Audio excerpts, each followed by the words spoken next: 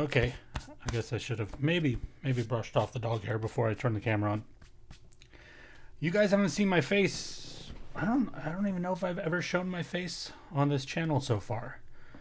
So I guess you might need to get used to it.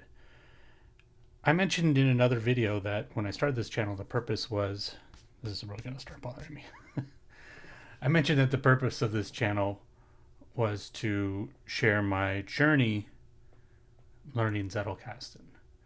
But at a certain point, I knew that I would reach an understanding of Zettelkasten where I wouldn't be posting as often because I wouldn't have anything new to share on a frequent basis. For a while there, I was posting approximately once every week.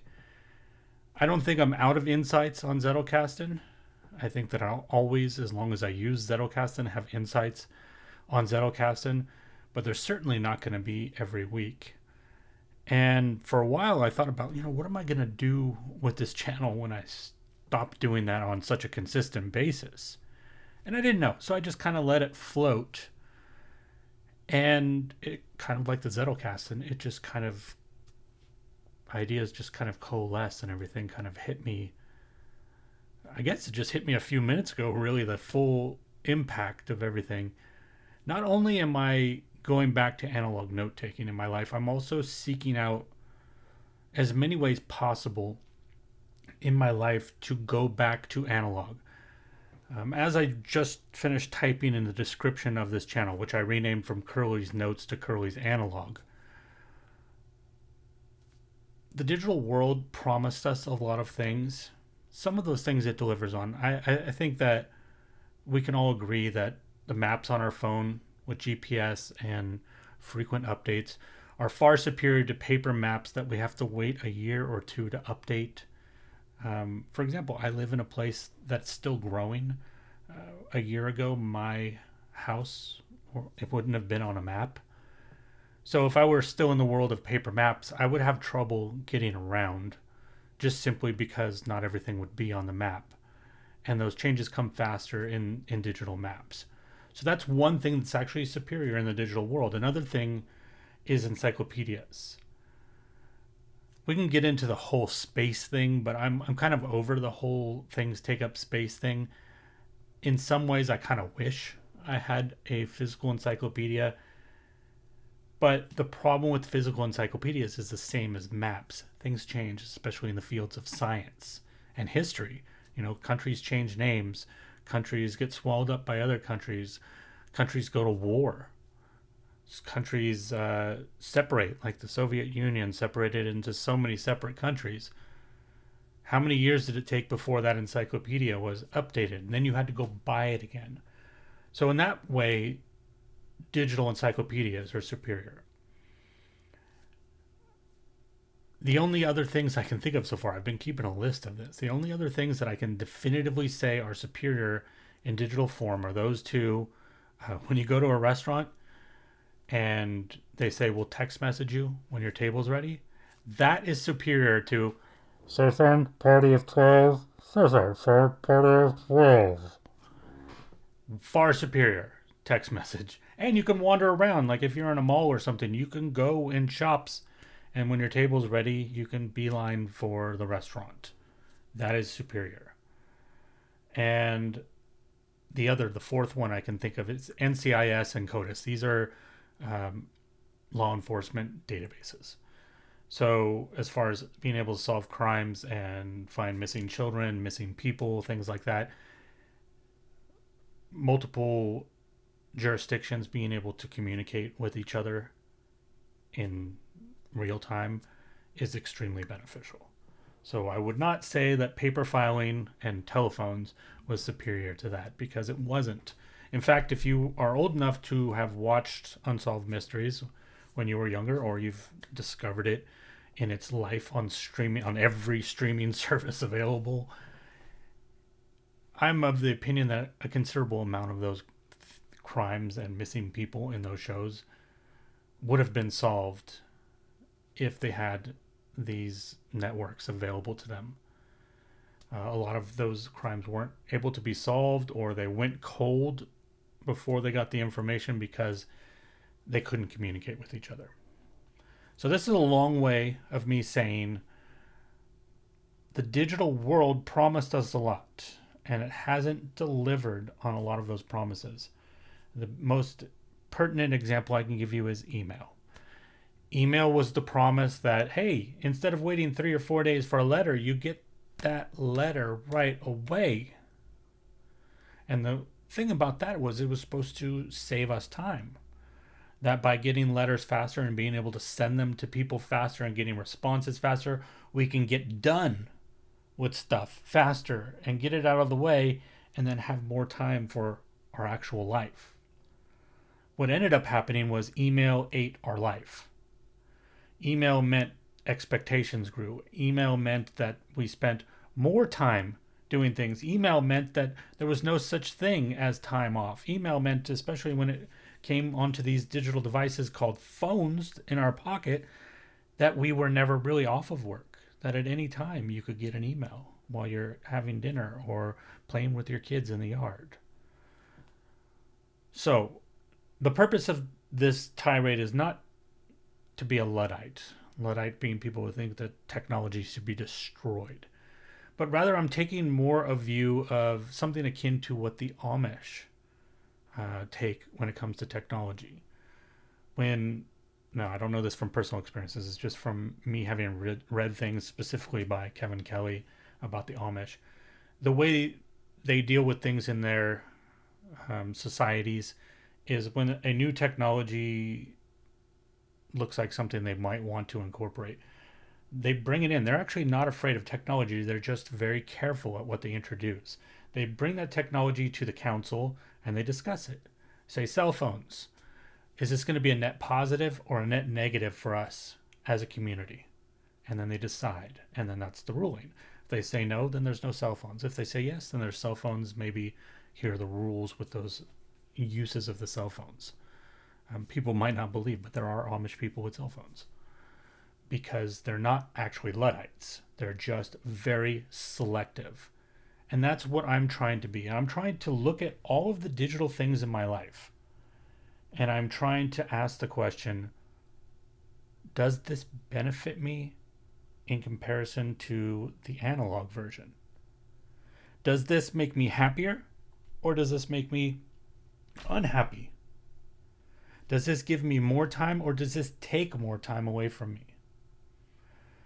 And then, of course, there's the whole trying to understand the analog version of things. You know, the Zettelkasten is a perfect example of that. When we talk about what people call personal knowledge management, which is really just collecting notes and trying to connect them. When we talk about that in the digital version, then we talk about, well, maybe it'll be easier if we go to the analog version, which I think some people think because just from comments that I receive on my Zettelkasten videos, people who are curious about it, I worry that maybe they think that the analog version is going to be easier. It is not easier. It has more friction. The difference is that the frictions in the analog version of collecting notes and connecting them is beneficial in a way that removing that friction is not. So yes, it's going to be harder. Yes, it's going to be more frictive, but you are going to learn more. You're going to retain more. You're going to understand more, and you're going to be able to work with your notes in a way that you couldn't as easily in digital. I've said before in previous videos, I just was talking to someone in the comments about this, that the aspect of the analog aspect of Zettelkasten, when we refer to local notes, is something that can't be replicated in digital. And they brought up a very good point that I want to bring up. I don't want anybody to think that I try to hide this stuff to make things look rosier than they are or not true. But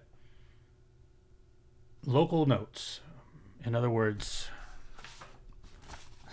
these aren't really Zettelkasten notes, but these two cards, one of them is a picture, but these two cards are locally connected because in the box they're literally next to each other. They're neighbors. This is different than a remote link, which says go to another part of the box. And what I said in one video is that in digital apps, all links are remote because just knocked over a stapler. All notes are remote because no notes are actually next to each other. That's true because digital files don't occupy physical space, so it's impossible for them to be literally next to each other. You can replicate that. You can simulate that. Simulate? Yeah, simulate. You can simulate that. Your language center goes weird when you turn a camera on. Just if you haven't done it, I'm just letting you know. I don't edit. I try to be as genuine and honest as possible. So you see when I make mistakes. You can simulate that. You can fake it, right? You can fake it by saying, whatever this file is file 1.1.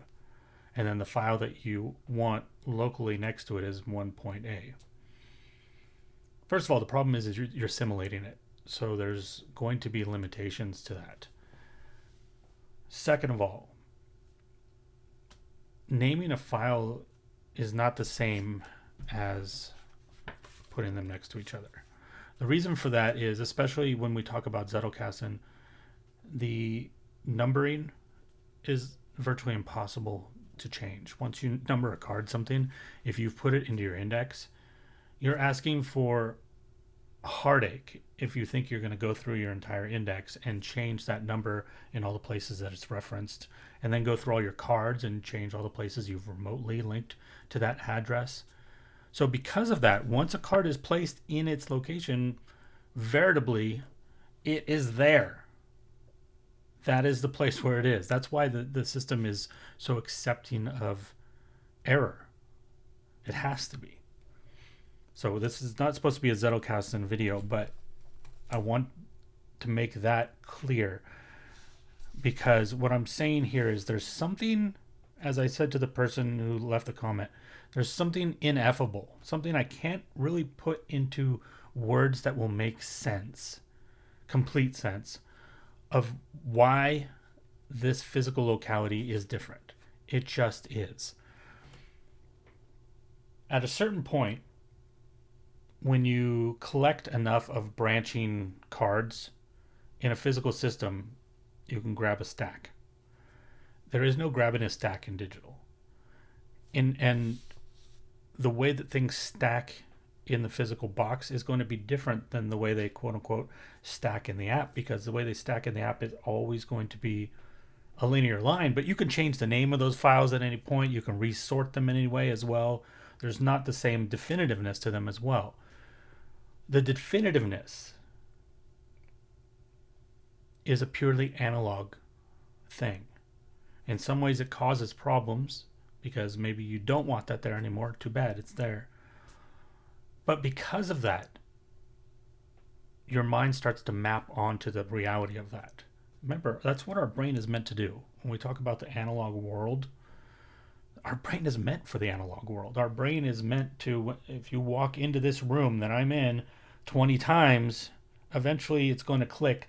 The layout of the room is going to map onto your head, and you can, if you come in here 200 more times, you might be able to walk in here blindfolded and not run into anything. Your mind is meant to do that. So the analog nature of the Zettelkasten allows your mind to begin to map these pieces of knowledge, these notes, these ideas into a physical reality. And I can't remember the term right now. It's something loci. There's a Greek term for the connection between knowledge and location. It's employed in things like the memory palace and things like that. But there is something about analog which maybe you might not always be able to explain, and that people can tell you and be technically right, that these things can be done in a digital form. I was so glad that person left that comment, because it was such a good point, and I had thought it myself, like, I think maybe you can do this digitally. But the more I went through it, and the more I thought if we get past even the ineffable stuff that I'm talking about, the unexplainable stuff, there's a certain point where simulating analog in the digital form is actually more effort than anything else. to be able to create this architecture within your note structure that simulates all the benefits of the analog, you may be able to do it, but how much wasted energy would you be putting into something that you're choosing? Because the reason people choose digital is because it's easier and faster. Now all of a sudden you've taken this thing that's easier and faster and removed those two benefits. So there is something about the analog. And where I'm going in a roundabout way here is this is what I'm trying to discover. Not just about Zettelkasten, but about everything. What is it about writing in here, writing in a notebook, that's different for me than typing on the computer? Why is this more pleasant? Why is my writing better when it happens here? Why, when I walk away from the computer, is my heart rate like 15 to 20 times, or 20, not 20 times, 15 or 20 beats higher than it would normally be? Why do I feel stressed out when I finish writing at the computer, whereas I feel like I've expressed myself when I write here, or even on my typewriter over there? Why is that different? Understanding the whys to some degree, understanding the whats, being this is a what.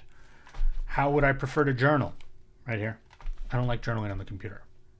It doesn't work for me. It doesn't have any benefits for me, except that, it's in the cloud. It's a journal, I'll be honest. I like my journals. I like to pick up my journals. I like to reread my journals. But if there was a fire and I lost all my journals, I'd live. It's not that important. Scott says that about his Zettelkasten. Might be a bridge too far for me. Maybe because I'm still building my Zettelkasten, so the idea of ever losing it is terrifying right now. But I would live, right? So the benefits and the loss or the detriments, starting to do analysis of those in my life, looking at everything, looking at things on my phone, even looking at my phone. I have the iPhone Pro Max, which is why I have such wonderful video quality for recording on a phone. But that thing it's that big. When I walk in certain pants in my pocket, it goes against my thigh. Truth is, I'm really mad that Apple discontinued the iPhone mini, because next year, that's exactly what I would get. I would switch down to that little thing and do as little on my phone as possible. I still want the maps. I still want Wikipedia, all the things we talked about. I want those on my phone.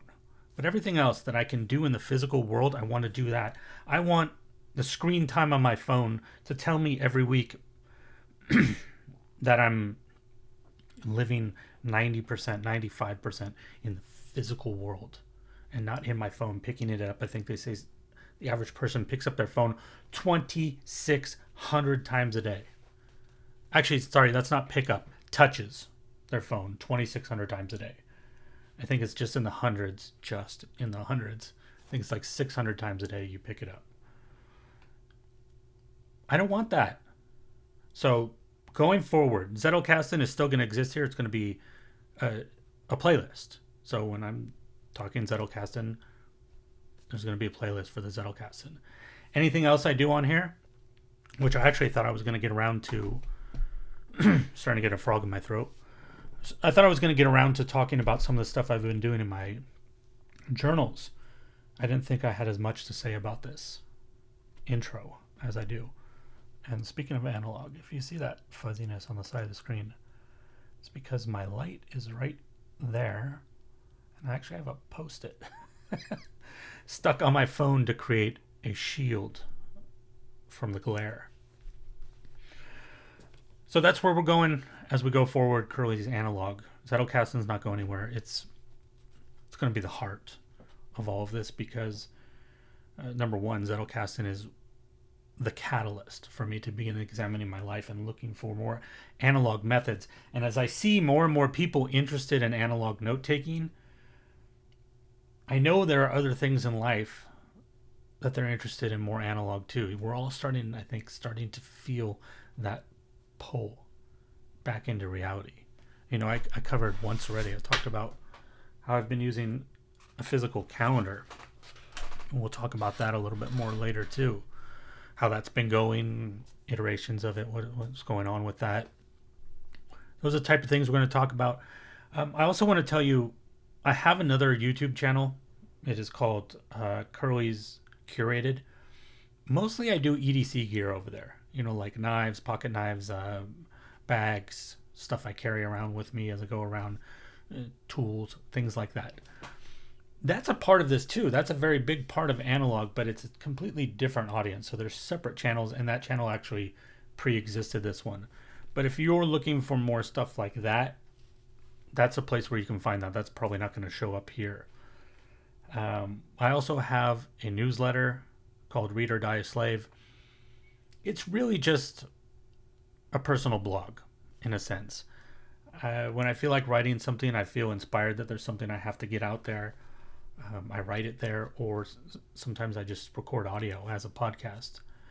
And it's a lot of it seems recently to be focused around creativity and trying to understand what I'm doing and what I want to do. Like I've written a couple posts recently about not wanting to be a consistent creator, in the sense that I'm not going to show up every Monday with a video because it's not good for me. It's not good for my creative output. And that, I think, is an analog way of thinking applied to things where we're not actually talking about tangibility. So if you're interested in that, the link will be in the description. I mentioned those two because I think for me, those three things are symbiotic. It's three ways that I'm approaching, at least in a public way, what I do. Most of my work that I do is private until I get to a point where I see something in my Zettelkasten that's hefty enough that I can transform that into a book, and then that will become public. But that's really the focus of my life. Most of my life right now is spent reading, note taking, and then when possible, writing. Right now that just consists of journaling. But that's because my Zettelkasten's still new. When I get to a point where I can start working with my notes, then that will transition into working on taking those notes and making them into linear thought processes, and some of them into books, and who knows, some of them might show up as well on Substack. As far as here, I have a section in my Zettelkasten called Rediscovering Analog, and I'm pretty sure that stuff's going into that box about rediscovering analog, it's going to pop up here on this YouTube. I'm not here consistently. I'm here basically when I miss doing this. When I have something in my head and I'm like, I need to get that out. Damn, I wish I could do a video. Then I'll do a video. And that's when stuff will be here. So because of that, you should subscribe, because there's no schedule. I don't like this idea of like creators clocking in hours. You must be here on this day and you must do this exact thing and it must be this minutes long. We need to be free. We need to be driven by the muses to some degree. Okay, as my voice is getting grumblier and grumblier, it's getting drier and drier, I'm going to call this quits. Those of you who are here because of Zettelkasten and have made it this far in the video, curious about what your thoughts are. I'm curious what everybody's thoughts are, but I'm specifically focusing on them first because they came here to subscribe to one thing and now they're getting something else. Anybody else that finds this video after, that they're not here for Zettelkasten stuff, they're here because of whatever, however YouTube serves this video up, I'd like to hear your notes, or your thoughts and your notes in that context too. I'm just really curious. As I'm rediscovering analog, I want to know where everybody else is on that journey. Are they on that journey? Is it something they're just starting to get a whiff of in the air? It's something they dip their toes into? Are they head deep in analog? Are they people who never really left analog and have only been drugged by their heels into digital things because they had no option? I want to know, because this stuff is where my mind is. Not the only place where my mind is, but it's so important to me because it also has to do with how I'm living in the world. So hearing what other people are doing and how they're doing it contributes to that for me. This has nothing to do with trying to get the algorithm to reserve my video up, because the truth is, I don't care. If 5 people find this video and this is the video they wanted, that's all I need. That means that it was worth me recording. And that's what's happened with all the other videos on this channel. I didn't expect to get a lot. I think one video I only had like 25 views, and then all of a sudden recently people have been finding it. And that's cool because it means people are interested in Zettelkasten. That excites me. It has nothing to do with the channel. I just really, really like the idea of all of us finding our way back, and not to 100% analog, because, like I said, there are things that are beneficial digital, but to finding the correct balance, because I feel like we've all been out of balance for far too long. So, with my dry throat, I say thank you. Please leave a comment.